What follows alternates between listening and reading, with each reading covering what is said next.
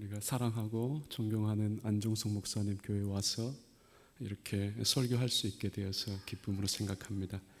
너무 과하게 칭찬을 하셔가지고 제가 좀 부담스러운데요. 아무튼 잠깐 교회가 결정이 되기 전까지 제가 학교에서 이곳저곳을 좀 학생들을 위해서도 좀 돌아다녔으면 좋겠다 해서 지금 선후배 교회들 그리고 안에 이제 동기들 교회들을 지금 돌아다니고 있습니다. 그 중에 와서 제가 앞서 말씀드렸지만 설교를 하려고 했던 건 아니고, 그러니까 예배를 좀 드리고 또 한국 교회 분위기가 어떤지를 좀 볼 필요가 있겠다 해서 왔는데, 아무튼 이 자리에 갑자기 서게 되었습니다. 오늘 본문은 헌신된 한 사람에 대한 소개죠. 여러분들이 잘 알겠지만 바울이라는 그런 사람입니다. 그래서 이제 여러분들이 바울에 대해서 잘 알겠지만 바울은 하나님께 전적으로 헌신한 사람이죠. 그래서 복음을 위해서 모든 것을 바친 그러한 인물입니다. 그런데 이제 그럴 때 우리는 이제 이런 생각을 할 수 있습니다. 하나님은 바울에게 반드시 복을 주셔야 될 것이다. 그리고 복을 주실 것이다. 왜 그러냐면 바울의 헌신한 내용이 있고, 그리고 그 수고한 만큼의 대가가 그의 삶 속에서 주어져야 한다고 생각하는 것이죠. 그런데 이제 오늘 본문은 그러지 않습니다. 전혀 다른, 우리에게 대단히 낯선 그런 이해를 주고 있죠. 우리의 생각과 전혀 다른 어떤 이해를 우리에게 가르쳐 주고 있는 것입니다. 그러니까 지금 바울에게 어떤 병이 있었어요. 이걸 이제 사단의 가시 이렇게 이제 표현하고 있는 것이죠. 아마 이제 학자들이 생각할 때 이것은 바울의 어떤 그 생활에 있어서 대단히 불편을 주는 그러한 병일 것이다, 그렇게 생각을 합니다. 어떤 사람들은 뭐 안질이라고 하고 뭐 간질이라고 하고 정확하게는 모릅니다. 그런데 이제 정말 생활에 불편을 주는, 그리고 다른 사람에게도 어떤 약간 부담을 주는 그런 식의 어떤 그 병을 가지고 있었던 것으로 알고 있습니다. 근데 이제 이걸 위해서 3번 기도하죠. 근데 이제 하나님은 이 기도에 대해서 외면한다는 것입니다. 그리고 이렇게 이야기하죠. 내 은혜가 족하다. 이렇게 병들어 사는 것이 내게 유익이다. 더 이상 이것 가지고 기도하지 말라. 제가 되게 좋게 표현한 것이에요. 조금 더 제가 약간 쉽게 생각하면 이겁니다. 이 병을 가지고 내가 사는데 아무런 문제가 없다. 그냥 생긴 대로 살아라, 이런 표현입니다. 그냥 살아, 이런 것이죠. 근데 우리가 볼 때 대단히 당황스럽다는 겁니다. 왜 그렇게 많은 어떤 헌신, 그리고 자기의 어떤 생명을 걸고 그런 어떤 교회를 위해서, 성도들을 위해서 그런 헌신적 삶을 살았음에도 불구하고 왜 하나님께서 그 바울의 기도를 들어주지 않을까? 그리고 바울은 여러 사람의 어떤 그 병을 고쳐주죠. 하나님의 어떤 능력을 통해서 여러 사람들의 기도를 들어줍니다. 그런데 이제 정작 자신의 기도는 들어주지 않는 것이지요. 오늘 본문은 이제 그래서 이렇게 가르칩니다. 왜 하나님께서 들어주시지 않는가에 대해서 이렇게 이야기하죠. 바울에게 자신을 의뢰하지 말고 오직 하나님만 의뢰하도록 하기 위하여 하나님이 바울의 육체를 고달프게 하신다는 겁니다. 기도회를 들어주지 않았다, 그렇게 이야기하고 있습니다. 하나님은 바울에게 천상에서 받은 지극히 큰 계시로 인하여 자만할 수 있기 때문에 몸이 아픈 것을 통하여 나를 더욱 의지하며 겸손하게 살아라, 이러한 삶이 내게 능력이다, 그렇게 이제 말하고 있는 것입니다. 하나님은 바울에게 현실적 고달픔을 통하여서 한편으로는 인간의 죄성과 관련된 인생의 교만을 경계시키고 있습니다. 이제 그 교만은 뭐냐면, 교만할 수 있는 건 뭐냐면, 바울이 천상의 경험을 했어요. 3천층에 올라갔습니다. 그렇죠? 이 천상의 경험을 통해서 하나님의 영광과 인간이 감당할 수 없는 앞으로의 어떤 세계에 대한 비밀들을 하나님께 들었습니다. 그래서 이제 이것에 대해서 교만하지 않도록 지금 하나님은 경계시킨 것이죠. 근데 오늘날 생각을 해보십시오. 오늘날 천국과 소위 지옥을 갔다 왔다고 생각하는 사람이 많죠. 그리고 떠버리고 다닙니다. 근데 이제 우리가 바울의 어떤 정신을 생각할 때는 과연 그런 사람들이 정말 성경을 존중하는 사람일까? 하나님의 뜻을 존중하는 사람일까? 이렇게 생각할 수 있는 것이죠. 그러니까 지금 그 6절에 보면 이렇게 12장 6절에 보면 내가 만일 자랑하고자 하여도 어리석은 자가 되지 아니할 것은 내가 참 말을 함이라. 그러나 누가 나를 보는 바와 같이 내게 듣는 바에 지나치게 생각할까 두려워하여 그만두노라. 그러니까 말할 수 있는데 오히려 그것을 전한 나도 문제가 있을 수 있고 혹은 듣는 자도 문제가 될 수 있으니까 그거에 대해서 삼가하고 있다는 겁니다. 그러니까 근데 이제 오늘날 너무 쉽게 우리는 하나님의 어떤 계시라는 이름, 어떤 한상이라는 이름으로 너무도 많은 쉽게 어떤 강단에서 성도들을 현혹시키는 것. 그것은 성경이 우리에게 요구하는 어떤 그런 정신은 아니죠. 우리가 바울을 생각한다고 하면 오늘날 시중에서 떠돌고 있는 소위 천국과 지옥을 갔다 와가지고 간증하는 사람들이 정상적일까 한번 생각해 볼 필요가 있다는 것입니다. 오히려 그 사람들은 자기 자신을 높이는 것이고 어떤 정말 신앙적으로 하나님 앞에 교만한 어떤 그러한 모습이 아닐까 그런 생각을 할 수 있습니다. 그러니까 오늘 날의 어떤 형태와 그 바울이 그렇게 큰 어떤 정말 위대한 것을 봤음에도 불구하고 그런 자세를 갖는다. 이게 어떤 하나님을 바로 아는 자의 어떤 모습이라는 것이죠. 그리고 다른 한편으로는 그 하나님을 더욱 의지하며 천상의 것을 추구하도록 하신 것입니다. 그러니까 이 땅 가운데서 천상의 것과 비교될 것이 없다는 것이죠. 그 천상이 약속된 자로서 삶의 조건과 상관없이 힘있게 살아가는 겁니다. 이미 너에게는 천상이 주어져 있다. 그리고 천상이 약속되어 있다. 그러니까 아픈 것 문제되지 않는다. 불편한 것 문제되지 않는다. 가난한 것 문제되지 않는다. 그렇게 성경이 우리에게 요구하고 있는 겁니다. 특별히 우리는 이 본문을 통해서 하나님이 자신을 어떻게 바울에게 계시하고 있는가를 볼 수 있습니다. 그 계시의 정신이 무엇인가를 우리가 확인할 수 있습니다. 하나님은 바울에게 그분 자신을 세상의 문제와 고통을 해결해 주는 전능자로 자신을 드러내지 않는다는 거죠. 그러니까 여러분들 어떻게 생각합니까? 우리는 전능하신 하나님을 기대하죠. 우리의 문제를 해결해 주고 우리의 아픔을 해결해 주고 우리가 갖는 어떤 고통에 대해서 위로를 해줄 수 있는 그런 전능한 하나님을 지금 요구하는데 지금 바울에게 보여주고 있는 바울에게 계시된 하나님은 그런 전능자의 하나님이 아니라 세계와 인간의 궁극적인 삶과 관련하여 더 깊고 영원한 것을 알리시는 분으로 그분 자신을 바울에게 소개하고 있다는 것입니다. 즉 바울이 하나님께 자신의 고통을 해결해 주시기를 원했지만 하나님은 지금 그 바울에게 인간의 고통의 해결보다 인간의 필요보다 인간이 소원하는 것보다 더 크고 위대하고 깊은 것이 있다고 지금 알려주고 있는 것입니다. 그래서 이 때문에 바울은 하나님은 바울에게 고통 중에서 그분 자신을 의지하는 것이 능력이요 어떠한 삶과 현실에 놓여 있든지 그리스도를 위해 사는 것보다 더 중대한 것은 없다 그렇게 말씀하고 있는 것입니다.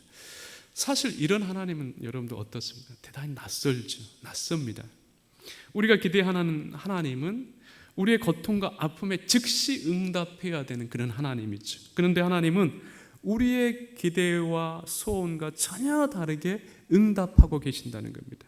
그러니까 우리는 하나님의 일을 열심히 하는 것으로 그리고 어떤 인간적인 사역을 갖지 않았다는 것으로 혹은 우리가 순수하다는 이유를 들어서 하나님께 어떤 좋은 조건이나 축복을 요구하는 경우가 많습니다.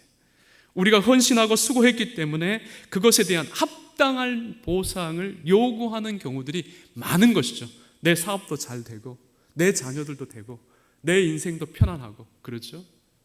아무런 문제 없이 살다가 죽고 또 천상에 가고 그래서 이런 어떤 마음을 갖는다는 것이죠. 근데 오늘 본문은 우리의 이런 기대와 전혀 다른 어떤 하나님에 대한 이해를 알려주고 있다는 것입니다. 우리가 하나님께 헌신하고 있음에도 불구하고 우리의 소원이나 혹은 간구와 전혀 다르게 반응하실 수 있다는 것을 우리에게 보여주고 있다는 것이죠. 하나님의 나라와 복음에 대한 헌신 속에서 그 나라와 복음의 유익을 위한 기도를 하고 그것을 위해서 열심히 노력하고 뛰고 있음에도 불구하고 하나님은 전혀 다르게 응답하시고 혹은 응답하시지 않을 때도 있다는 것을 우리에게 이 본문이 가르쳐주고 있다는 것입니다. 그러니까 하나님이 전혀 다르게 반응하는 것이죠. 그러니까 하나님의 일을 하기 위해서 힘을 구하고 감당할 수 있는 삶의 여건을 소원함에도 불구하고 하나님은 침묵하실 거나 혹은 전혀 다르게 반응하시기도 한다는 것을 지금 바울이 이 본문을 통해서 우리에게 알려주고 있는 것입니다. 하나님의 존재와 일하심은 하나님의 자유로운 의지에 근거합니다. 그것은 인간에게 철저히 신비라는 거죠. 그러니까 내가 원하기 때문에 하나님이 일하신다 아니에요. 내가 원하고 우리가 기도해도 하나님은 전혀 다르게 일하실 수 있다는 거예요. 전혀 다르게 반응하실 수 있다는 거예요. 그리고 내가 원치 않아도 하나님이 원하시는 방식으로 또 일하실 수도 있다는 겁니다. 이게 보기에는 되게 우리에게 위로가 됩니다. 그러니까 내가 기도하는 것만이 내가 기도할 때 하나님이 응답한다. 이게 좋은 면이기도 하지만요. 때론 여러분들 보시면 알겠지만 신앙생활이 늘 열심히십니까? 지치지는 않으신가요? 힘드시지는 않는가요? 피곤하죠. 피곤합니다. 그럴 때 내가 별로 기도도 하지 않고 잘 모르겠어요. 그냥 이게 신앙생활인지 잘 모르겠어요. 꼭 이렇게 살아야 되는지도 모르겠어요. 좀 쉬고 싶어. 그런데 그러할 때도 하나님이 그러한 마음과 상관없이 우리의 인생을 평온케 하시고 또 우리의 어떤 마음의 소원을 응답하시기도 하고 또 우리의 어떤 인생에 어떤 필요한 것들을 채우셔서 이러한 경우들이 많다는 것입니다. 그렇죠. 그러니까 우리의 어떤 소원과 기대와 전혀 다르게 하나님은 그분의 주권과 신비로운 그러한 방식으로 일을 해 나가신다는 것입니다. 우리는 하나님의 능력을 통해서 주어진 건강, 부요, 지식, 환경을 가지고 일하기를 원합니다. 하지만 하나님은 우리가 무능한 것 때문에 한숨 쉬고 우리의 연약함으로 인하여 쩔쩔매고 우리의 죄성으로 인하여 근심하고 있을 때 그러한 우리를 통해서 일하기를 원하신다는 것이지요. 우리 자신을 의지하지 않고 하나님을 의지하며 살도록 하기 위함입니다. 그리고 참된 신앙은 우리의 힘겨운 삶을 품어야 한다는 것을 우리에게 알려주고 있습니다. 즉 삶의 조건 때문에 하나님의 뜻을 이루지 못하는 것이 아니라 힘든 삶의 조건 속에서도 하나님의 뜻을 이루며 사는 것이 참된 구원의 신앙이고 참된 구원의 믿음을 가진 신자임을 우리에게 알려주고 있다는 것이죠. 여러분들 보세요.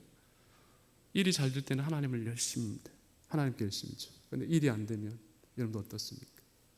과연 그게 참된 신앙이겠습니까?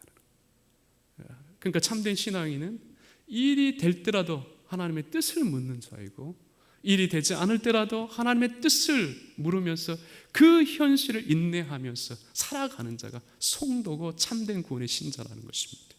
더욱이 어떤 능력을 가지고 하나님을 의지하는 것 없이 일하는 것보다 오히려 연약함과 고통 중에서 하나님을 의지하며 일하는 것이 더 귀하다는 것을 깨닫도록 하시는 것입니다. 하나님은 우리가 일 잘하는 것보다 어떻게 하고 있느냐에 관심이 있습니다. 우리가 근심하여 쓰러질 듯 하면서도 하나님의 존재와 통치를 신뢰하며 정직하고 성실하게 그 일을 감당하는 우리를 더 귀하게 여기신다는 것입니다. 그러니까 하나님은 일 많이 하는 거 귀할 수 있어요. 그러나 그 일을 어떻게 하고 있냐, 이것을 더 귀하게 보신다는 것을 기억하셔야 됩니다. 그래야 여러분들 종교가요 실용주의로 가지 않습니다. 종교가 실용주의로 가면요 잘난 사람, 많이 가진 사람, 그리고 많이 모이는 교회, 수단과 방법을 가리지 않고 많이 모이는 교회, 결국 그것은 종교 집단입니다. 그것은 의미 없는 그냥 해칠한 무덤일 수 있다. 그러니까 하나님은 그러한 성도, 그러한 교회를 요구하고 있지 않다는 것이죠. 왜요? 하나님은 우리의 소원, 우리의 헌신, 수고보다 더 큰 분이시기 때문입니다. 하나님은 우리의 아픔과 고민보다 더 큰 분이심을 여러분들이 알아야 됩니다. 그러니까 기도했을 때 그 기도를 통해서도 역사하지만 그러나 우리가 정말 지치고 힘들 때라도, 아무것도 하기 싫을 때라도, 정말 교회를 떠나고 싶고 정말 어떤 사람과 갈등해가지고 정말 이 교회 아니면 내가 다닐 교회가 없는가, 그런 갈등하는 현실 속에서 하나님은 우리의 소원과 마음과 상관없이 하나님은 우리를 위해서 일하시고 우리를 향해서 여전히 함께 하시고 우리가 가야 할 바를 인도하시고 이끌고 있기 때문입니다. 그 하나님을 여러분들이 볼 수 있어야 된다는 것이죠. 하나님은 우리의 고통과 연약함 때문에 일하는 분이 결코 아닙니다. 오히려 고통과 연약함 중에 있는 우리를 붙드시고 그분 자신이 이루고자 하시는 것들을 힘있게 혹은 친히 일해 가시는 분입니다. 우리는 하나님의 일을 위해서 힘과 능력을 구하죠. 그러나 하나님은 이렇게 우리에게 말씀하십니다. 우리에게 그분 자신이 우리의 힘과 능력이 되어 주시겠다고요. 우리는 하나님께 힘과 능력을 구하지만 하나님은 정작 그분 자신이 우리의 힘과 능력이 되어 주겠다고 말씀하고 있는, 너희가 고통의 현실 속에서도 아픔의 현실 속에서도 내가 너희와 함께 한다는, 떠나지 않겠다는 것, 너의 방패가 되주겠다는 것. 너희가 지금 고통스러워하고 그 어떤 현실 문제 때문에 쩔쩔매는 그 순간에도 나는 멀리 있는 하나님이 아니라 너의 고통을 보시고 들으시고 지키시고 함께하는 그러한 자로 너와 동행하겠다는 그 하나님을 우리에게 알려주고 있는 것입니다.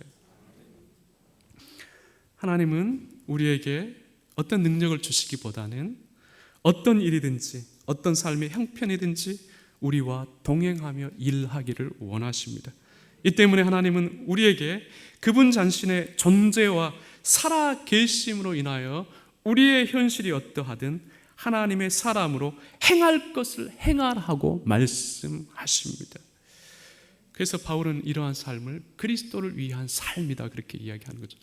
우리가 이제 신앙생활을 하면서 가장 힘든 것 중에 하나, 그리고 때로는 이제 어떤 목사님들 그리고 어떤 이제 일을 함께 해 나갈 때 힘든 것 중에 하나가 이런 경우들이 많이 있습니다. 자기가 기분이 나쁘면 그 기분 나쁜 것을 교회 안에 다 쏟아내는 것이죠.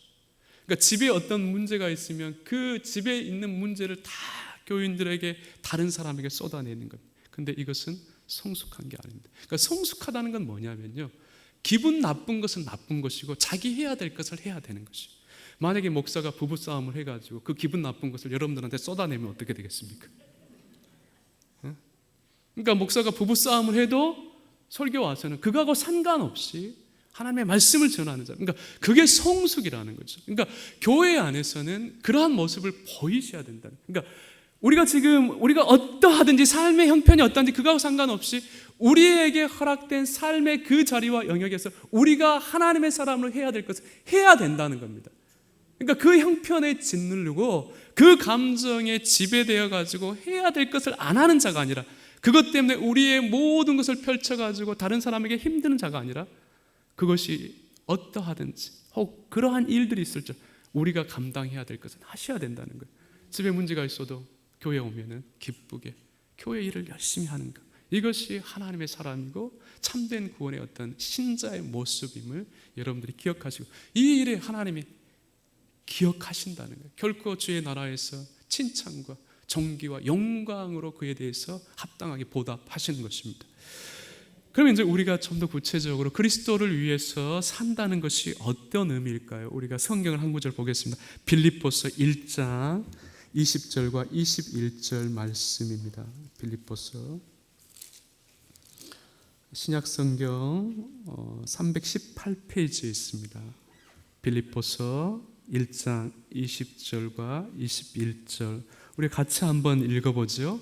나의 간절한 기대와 소망을 따라 아무 일이든지 부끄러워하지 아니하고 지금도 전과 같이 온전히 담대하여 살든지 죽든지 내 몸에서 그리스도가 존귀하게 되게 하려 하나니 이는 내게 사는 것이 그리스도니 죽는 것도 유익함이니라.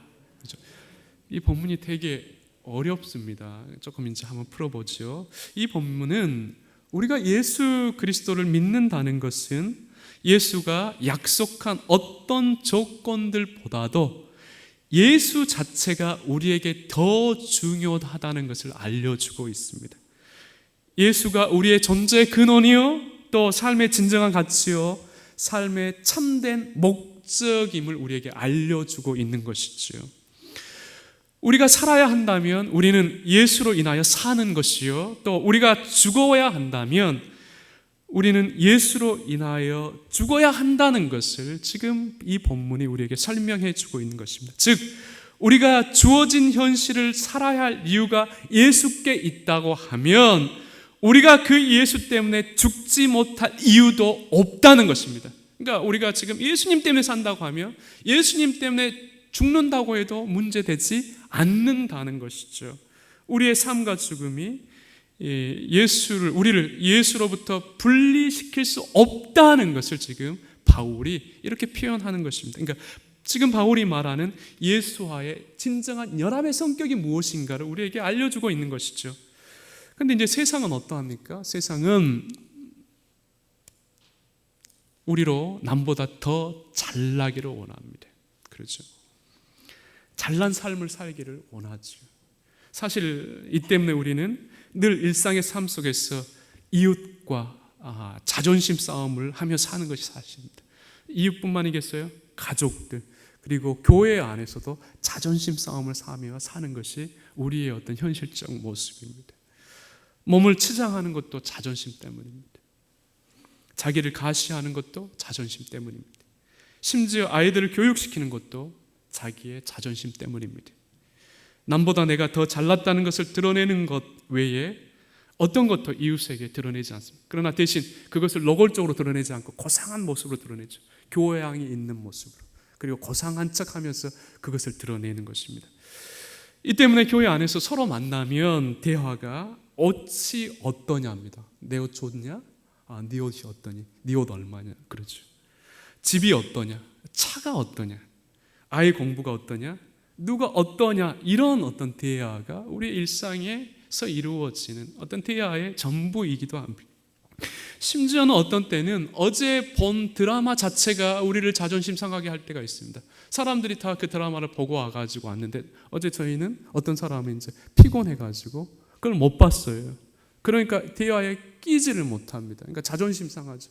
그러니까 이제 집에 가가지고 재방송을 보고 또 거기 한 번 더 앞서가지고 인터넷에 가가지고 미리 보기까지 갑니다. 그리고 그 드라마가 하기 전에 미리 와가지고 그 드라마가 이렇게 전개될 것이다, 이렇게 이야기하는 경우, 그걸로 이제 자기의 상처난 자존심을 회복하는 것이죠. 이게 이제 우리의 어떤 일상의 모습, 그러니까 현실 속에서 벌어지는 그런 모습이라는 것입니다. 그러니까 어떤 고상함, 신앙의 어떤 성숙함이 우리에게 있어서 확인되고 있지 않는 겁니다. 우리의 연약한 현실인 것이죠. 그러니까 이러한 자존심을 싸움을 하면서 우리가 잘 살고 오래 살고 남보다 뛰어난 삶을 산다고 해도 지금 이 본문이 말해주는 것은 예수 없는 삶은 그 자체로 의미 없답니다. 형벌이라는 것이죠. 인생을 산다는 것은 여러분들 잘 아시겠죠? 지리한 싸움입니다. 그러니까 저도 이제 40 중반을 넘어가지만 제가 이런 말을 하면 안 되죠. 한 50, 60, 이제 70 되신 분들에게 있어서 삶은 지리하다는 걸 느낍니다. 그게 그것 같고, 이게 이런 그 누적된 삶의 피곤함이 있는 것이죠. 그러니까 초라하면 초라한 대로, 잘나면 잘난 대로 현실 속에서 우리는 우리에게 주어진 현실과 힘겨운 싸움을 하며 살아가는 것입니다. 그러니까 신앙생활하고 여러분들 딱 5년 하고 딱 끝내면 좋잖아요. 천국에 가면 좋은데 20년, 30년, 50년, 심지어 유아기 때 태어난 사람 몇 년 합니까? 70년, 100년을 신앙생활 해야 돼요. 끔찍하죠. 끔찍합니다, 사실은. 그러니까 100년을 신앙생활 한다, 50년을 신앙생활 한다. 여기에 우리의 지리함, 과연 신앙이 무엇일까? 과연 신앙생활을 어떻게 해야 될까에 대한 그런 고민과 사실은 한숨과 그에 대한 답변이 요구되고 있다는 것이죠. 사실 이것 때문에 우리가 이제 살면서 당연히 어떤 고통이 없는 삶은 없습니다. 이걸 인정하셔야 됩니다. 그러니까 우리는 어떤 생각을 할 수 있냐면 예수를 잘 믿으면 고통이 없을 것이다 생각하는데 아닙니다. 예수를 잘 믿어도 고통은 고통대로 있다는 것이죠. 그러니까 예수를 통해서 우리에게 주어지는 것은 현실의 문제를 해결하는 게 아니에요. 그게 궁극적인 목적이 아니에요. 고통은 고통대로 남아있습니다. 그러나 그 고통이 우리의 구원과 영혼과 삶의 진정한 가치에 있어서 문제되지 않는다는 겁니다. 그러니까 그것을 가지고 현실을 힘있게 지루하지만 답답하지만 고통스럽지만 인내하며 살아가는 것입니다.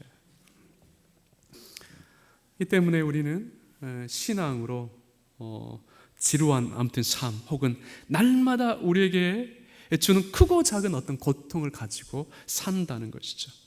이때 예수가 없는 사람들은 자기의 능력과 힘으로 현실을 살려고 합니다.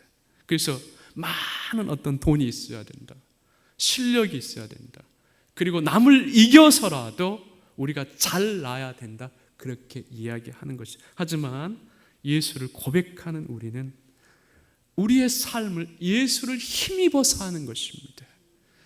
물론 그럼에도 불구하고 유혹이 없다라는 건 아닙니다. 예수 없는 사람들이 자신들의 힘과 능력으로 잘 살아가고 있기 때문에 우리도 가끔 살다가 유혹을 받습니다. 좀 더 편했으면 어떨까? 더 좋은 차를 가지면 어떨까? 좀 더 많이 배웠으면 어떨까? 더 좋은 집에서 살면 어떨까? 이런 생각을 하게 되는 것이죠. 그래서 우리도 하나님이 주신 힘과 능력으로 좀 남보다 더 잘났으면 좋겠다, 이런 생각을 하고 사는 것입니다. 그리고 또 여러분들 실제로 그러죠. 하나님이 더 힘과 능력을 주면 우리가 더 잘 살 수 있을 것이다, 이런 생각하지 않습니까? 그래서 이제 당연히 우리의 기도가 어떻게 이루어지죠? 이런 기도를 합니다. 하나님, 우리의 현실을 하나님의 능력으로 극복하게 해주세요. 그러면 더욱 헌신적인 삶을 살겠습니다. 하나님이 능력을 주시면 제가 더 열심히 살겠습니다. 그런 기도를 우리가 하게 되는 것입니다. 근데 이제 이때 하나님이 우리를 향해서 어떻게 이야기하고 있냐면 내 은혜가 족하다, 그렇게 말씀하신다는 겁니다. 고통스러운 현실 속에서도 내가 너와 함께 하고 있는 것 자체가 축복이다. 그것 없어도, 그 능력 없어도, 그것 때문에 잘 나지 못해도, 그것이 인생을 살아가는데, 구원을 얻는데, 진정한 삶의 가치와 의미를 찾는데, 그리고 천상의 유업을 받는데 아무런 문제 되지 않는다, 그렇게 이야기하고 있는 것입니다. 하나님이 인생을 규정하는 것은 우리가 세상을 살아가는 한 시점의 시간이 아닙니다. 현재와 영혼을 포함합니다. 우리는 잠깐 일생 가운데 50년, 70년, 80년을 살아가지만 그것은 영혼의 한 정점일 뿐입니다. 사람 앞에 놓인 죽음 전에 최고의 위협은, 많은 사람들이 생각할 때 그래, 자존심 상하는 거예요. 자존심 상하지 않고 어떻게 현실을 살아갈 수 있을까? 그것 때문에 많은 걸 배우고 벌고 또 갖기를 원하는 경우들이 많죠. 근데 여러분들, 죽음이 세상의 끝이고 인생의 끝이라고 하면 얼마든지 자존심 세운 거 사는 것 하나님이 뭐라고 하지 않을 겁니다. 근데 이제 보십시오. 주님이 어떻게 죽으셨죠? 여러분들, 주님이 자존심 세우면서 죽으셨습니까? 그러니까 인간 가운데서 가장 초라하게, 여러분들 메시아인데, 하나님의 아들인데, 그분이 죽을 때는 옷이 하나도 입혀지지 않는 그 상태도 죽으셨어요. 여러분들 영화를 볼 때는 옷이 입혀졌죠. 그런데 실제로는 옷이 입혀지지 않는 그런 상태의 죽음입니다. 얼마나 수치스럽습니까? 그러니까 모든 품위, 자존심, 적어도 어떤 자기 자신에 대해서 알릴 수 있는 그런 가치적인 것은 하나도 없이 정말 초라하고, 그리고 정말 부끄럽고 낯뜨거울 정도 그러한 상황 속에서 그분은 죽으신 것이죠. 우리가 이 예수를 믿는다고 하면 이 사실 때문에 우리는 우리에게 주어진 삶이 어떠하든지 핑계할 수 없다는 것을 아셔야 된다는 거예요. 그러니까 주님이 돌아가실 때 자존심 세우면서 죽지 않으셨다는 겁니다. 자존심을 위해서, 그분은 우리를 위해서 희생하지 않았다는 거죠. 만약에 자존심 생겼으면요, 우리를 위해 죽지 않으셨습니다. 오시지도 않았을 겁니다. 근데 우리를 위해서 오셨어요. 그리고 가장 수치스러운 방식으로 이 땅 가운데서 돌아가셨다는 겁니다. 우리가 그 예수를 믿는다고, 우리가 현실 삶 가운데서 자존심을 세우는 거예요. 교회 현실 속에서 자존심을 세우는 거예요. 가정 안에서 자존심을 세우는 거예요. 이게 정당하겠느냐는 거예요. 의미 없는 싸움이라는 것입니다. 그러니까 우리가 어떤 현실이든지 예수로 인하여 살아야 하는 이유는 그로 인하여 세상의 초라함과 비참함, 죽음을 극복할 수 있기 때문입니다. 그러니까 이걸 보이시는 것이죠. 세상은 우리에게 잘 먹고 잘 살기는 할 수 있어요. 그러나 진정한 자유와 진정한 삶의 의미와 영원한 생명을 제공해 주지는 못합니다. 세상이 우리를 고통스럽게 하고 수치스럽게 할 수는 있습니다. 그러나 그 세상은 우리에게 참된 생명과 천상의 유업은 제공해 주지 못한다는 거죠. 그러니까 우리가 이 땅 가운데 살다가 죽으면 우리가 자존심 세우며 가장 품위 있게 가장 잘난 사람으로 살기 위해서 노력하셔야 돼요. 그런데 우리가 사는 이 세상은 정점이라, 잠시 잠깐입니다. 영혼의 한 정점에 불과하다는 것이죠. 이 때문에 우리는, 예수 그리스도를 믿는 자들은 세상의 힘과 능력으로 삶을 살아가는 자들이 아니라는 것이죠. 우리는 어떤 현실이든지 하나님을 힘입어 그리스도로 인하여 믿음의 사람으로 살아가는 자들입니다. 세상에 주는 힘과 능력이 없어 넘어지면 우리는 넘어질 것입니다. 세상 속에서 실패를 당하면 우리는 실패할 것입니다. 그리고 세상이 우리로 울게 하면 우리는 울 것입니다. 어떤 일과 사건 때문에 괴로워하고 근심하고 걱정하고 한숨 쉬기도 할 것입니다. 하지만 우리는 이러한 삶의 현실 앞에서 결코 타협하거나 도망하지는 않습니다. 쓰러지면 다시 일어섭니다. 넘어뜨리면 다시 무릎을 일으켜 세우고 다시 일어섭니다. 세상이 세상에게 우리의 삶을 의탁하지 않고 우리의 운명을 넘겨주지 않는다는 것이죠. 이게 성도의 자존심이고 하나님이 성도를 이렇게 이끌어 가신다는, 주님이 그렇게 우리에게 힘을 주시고 그러한 삶으로 우리를 인도하시는 것입니다. 그 세상이 삶의 진정한 가치를 위해 할 수 있는 것은 아무것도 할 수 없습니다. 그러니까 우리가 보기에 세상이 많은 것을 할 수 있다고 생각해도 지금 보십시오. 우리가 감히 인생 가운데 꿈꿀 수 없는 그러한 사람들이, 그 오너들이 죽어가는 모습, 정말 아무것도 없는 거예요. 삼성의 이건희 회장님도 지금 뇌졸중으로 쓰러져가지고 어떤 모습, 아무것도 의미 없는 것이죠. 그러니까 우리는 세상이 전부인 것처럼 생각하고 세상이 우리를 대단하게 만들 것 같지만 그 세상이 우리를 위해서 할 수 있는 것은 아무것도 없는, 그러니까 믿음의 눈이라는 걸 그걸 보는 겁니다. 현실 넘어서 정말 주님의 나라와 영적인 세계를 보고 그 현실을 하나님의 사람으로 살아가는데 성도의 가치와 믿음의 모습이 있는 겁니다. 그리스도를 고백하는 자들은 그분으로 인하여 살기도 하고 죽기도 하기 때문입니다. 어떤 현실 속에서 살아가든지 하나님의 통치와 섭리를 믿기 때문이죠. 이 초라함으로 결코 하나님께서 내 인생에 후회 있는 인생을 살게 하지 않을 것이다. 내가 비록 힘들고 고통스럽고 아프지만 하나님은 나로 인하여서 후회 있는 삶, 어떤 인생을 원망하고 저주하는 그러한 삶을 살게는 하지 않을 것이다. 결국 때가 되면 위로하실 것이고 결국 천상에서 우리가 감당할 수 없는 그러한 영광과 기쁨을 주실 것이다. 이런 마음을 가지고 살아가는 자가 성도라는 것이죠. 삶의 그 어떤 현실이든지 핑계하지 않고, 그래서 성도는 아픔도 고통도 그리고 수치도 맞서서 하나님의 사람으로 사는 것입니다. 우리가 우리에게 주어진 현실을 살아간다는 것은 삶의 조건이나 상황과 아무런 관계가 없습니다. 우리가 어떤 현실을 살아가든지 우리는 하나님의 통치를 알고 그 통치를 신뢰하며 살아가기 때문이죠.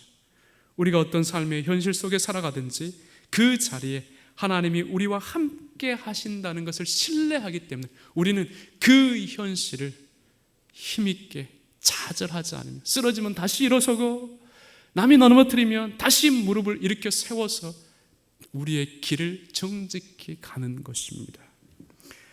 이 때문에 우리는 삶이 주는 어떤 고통을 대면하여서도 결코 도망하거나 물러서지 않는 것입니다. 그 고통스러운 현실 속에서도 하나님의 뜻을 이루는 인내의 삶을 살아가는 것이죠.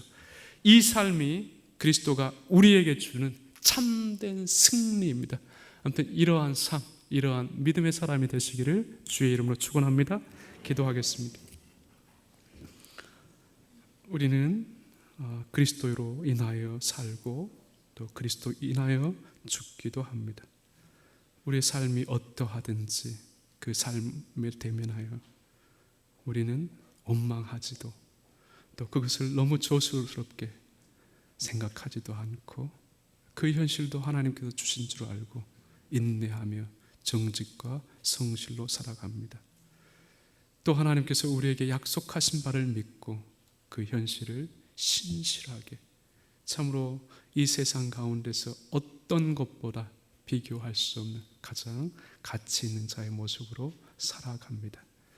주님, 우리로 이러한 믿음, 이러한 신실한 삶의 모습이 있도록 늘 은혜를 더하여 주옵소서. 그 가운데 주님이 오실 때 참으로 칭찬, 존귀, 영광을 받는 자로서 참으로 세상이 감당하지 못하는 그러한 믿음을 가지고 내 현실을 품고 내 가족을 품고 또 우리에게 주어져 있는 우리의 삶의 모든 영역 속에서 주어져 있는 모든 것들을 품으며 살아가는 그러한 성도 되게 하여 주옵소서. 이제는 우리 주 예수 그리스도의 은혜와 하나님의 크신 사랑과 성령님의 감동하심이 우리의 삶이 어떠하든지 하나님이 우리와 함께 하심을 알고 그것을 신뢰하는 자로서 정직하고 또 성실하며 결코 낙심하지 않으며 살길 원하는 모든 성도들 위해 이 땅 가운데 있는 모든 주의 교회에 함께 하시기를 주의 이름으로 축원하옵나이다. 아멘.